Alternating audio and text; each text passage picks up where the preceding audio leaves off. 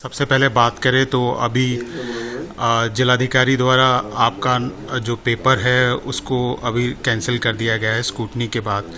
तो सबसे पहले क्या आपका रिएक्शन है इस पर? देखिए, वो तो पार्टी ने दूसरे कैंडिडेट को उतारा है और वहाँ से पार्टी के राष्ट्रीय अध्यक्ष जी का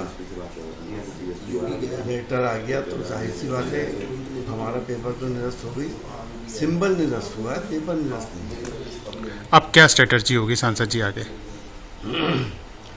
देखिए, समाजवादी पार्टी का मैं कार्यकर्ता हूँ और कार्य करता रहूँगा। मजबूरी सिर्फ यह है कि मैं मुरादाबाद में चुनाव प्रचार नहीं कर सकता।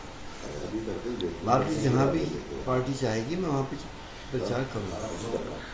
जो प्रत्याशी अब जैसे पार्टी ने सिंबल दिया है जिनको, वो उनको सपोर्ट करेंगे, उनके समर्थन में प्रचार करेंगे आप? नहीं, मैंने कहा नहीं, मैं प्रचार नहीं कर सकता, मेरी मजबूरी है। तो मेरे अपने लोगों के दिल टूट जाएंगे जिन्होंने मेरे लिए मन्नतें मानी हैं, जिन्होंने मेरे लिए रोज़े माने हैं, कुरान ख़वानियाँ करी हैं, दरगाहों पे हाज़िरी मानी है, प्रार्थनाएं करी हैं और जिन्होंने यज्ञ माने हैं। अगर मैं ऐसा करूँगा तो उनके दिल टूट जाएंगे।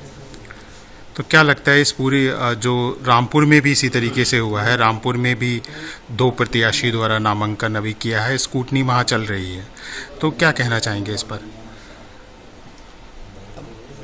नामांकन करा है, अब ये तो उन्होंने तो इंडिपेंडेंट नामांकन करा है। पार्टी ने जिसको उतारा है वो तो प्रत्याशी पार्टी का रहेगा ही। तो क्या इसमें दूसरी तरीके से आजम खां साहब का भी नाम आ रहा है यहाँ पे कि जैसे कि मीडिया रिपोर्ट्स में कहा जा रहा है कि आजम खां साहब भी रुष्ट थे, जिस वजह से ये सब किया गया है, उनके सब बातचीत का असर है? देखिए, मीडिया रिपोर्ट्स में कंफर्म कुछ भी नहीं है कि आजम खान साहब को खुश करने के लिए यहाँ पर मुरादाबाद में उनकी कैंडिडेट को भेज दिया गया, लेकिन कंफर्म नहीं है, इसलिए हम क्या कह सकते हैं इसके बारे में। मुस्लिम्स के साथ क्या मानते हैं कि टिकट कटने के बाद लोगों के आपके पास कॉल्स भी आ रहे होंगे, लगातार लोग भी हम देखें यहाँ बैठे हुए हैं, तो कितनी बड़ी इस मिशन को दिक्कत हुई है? आप संसद में भी लगातार बोलते आए हैं। देखिए, उत्तर प्रदेश से पूरी जगहों से, इलाहाबाद से लेके और सहारनपुर तक मेरे पास फ़ोन भी आ रहे हैं लोगों के, इवन कलकत्ता से भी आ रहे हैं, बॉम्बे से भी आ रहे हैं, दुबई से भी आ रहे हैं। लोगों को धक्का पहुंचा है।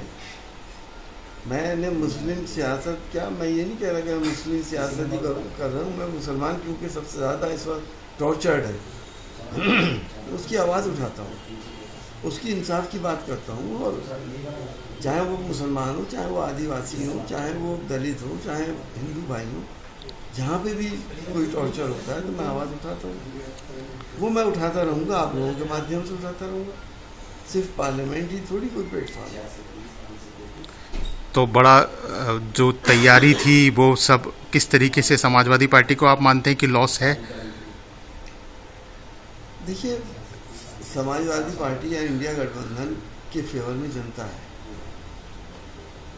और हमें उम्मीद है कि जनता बीजेपी को हराएगी।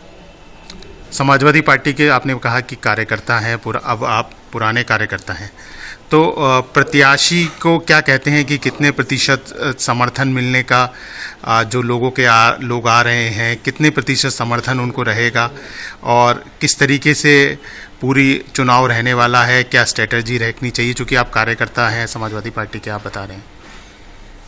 देखिए, मुरादाबाद के अलावा सब जगह प्रत्याशी के साथ लोग काम करेंगे, जनता जुड़ेगी। मुझे पूरी उम्मीद है कि गठबंधन की जीत होगी। और रामपुर को लेके क्या कहेंगे? सेटल हो जाएंगे वहाँ के इश्यूज भी। वहाँ पे पार्टी ने अब सिंबल किसी मौलाना को दिया है, वही पार्टी के प्रत्याशी भी रहेंगे। आसिम रजा साहब ने भी वहाँ नॉमिनेशन किया है, समाजवादी पार्टी ही लिखा हुआ है अभी तक लिस्ट में, उनके नाम के आगे भी, और मोहिबुल्ला नदवी जो है उनके नाम के आगे भी समाजवादी पार्टी ही लिखा हुआ है, जो प्रशासन ने लिस्ट जारी की। सिंबल जिसके पास होता है वो प्रत्याशी होता है उस पार्टी का। सारे थोड़ी लिख सकते हैं इस बात को। तो बड़ी सिंबल अगर वहाँ पे मौलाना के पास है तो वही प्रत्याशी है। कितनी बड़ी बाहरी प्रत्याशी की भी एक बात निकल के आ रही है यहाँ पर। तो बाहरी प्रत्याशी का भी, चूँकि मौलाना भी बाहरी प्रत्याशी ही है, हालांकि वो कहते हैं कि उस वार के आसपास के कहीं के रहने वाले हैं, तो कितना बड़ा अंतर इस पे पड़ेगा? देखिए, वो तो उस कॉन्स्टिट्यूंसी के हैं, लेकिन आज के दौर में बाहर से आया हुआ थोपा हुआ प्रत्याशी कोई पसंद नहीं करता। वोटिंग परसेंटेज पर असर पड़ जाता है। चाहे वो मुरादाबाद हो, मुरादाबाद में इस दर्द को बहुत झेला है। जब भी बाहरी प्रत्याशी आया, जीत के चला गया, उसके बाद मुरादाबाद को भूल गया। मुरादाबाद के रहने वाले को तो इंसान हर वक्त पकड़ सकता है। बाहरी प्रत्याशी यहाँ पे लोग पसंद नहीं करते। हमारे साथ भी एक बाहरी प्रत्याशी ने साजिश रची और एक दूसरी बाहरी प्रत्याशी को यहाँ पे लाके खड़ा किया। संसद जी, क्या आपके पास भी कोई पत्र उसके बाद भी आया था, समय निकलने के बाद 3 बजे के बाद समाजवादी पार्टी की तरफ से? जैसे बहुत सारी मीडिया रिपोर्ट्स हैं, उसमें कहा जा रहा है कि एक पत्र आपके पास आया था जिसको आप लेके पहुंचे भी थे, आपके कुछ कार्यकर्ता, और वहां पे जिलाधिकारी द्वारा समय निकलने की बात कही गई थी। देखिए, अखिलेश यादव जी ने पत्र भेजा था, लेकिन हमारे यहाँ के एक, वही मैं कहूँगा, बाहर के कार्यकर्ता विधायक ने उनकी टीम को कैप्चर कर लिया और वक्त निकलवा दिया। वक्त से वो मुझे नहीं मिल सकता। पत्र कितनी देर बाद मिला समय निकलने के? 3:02 में।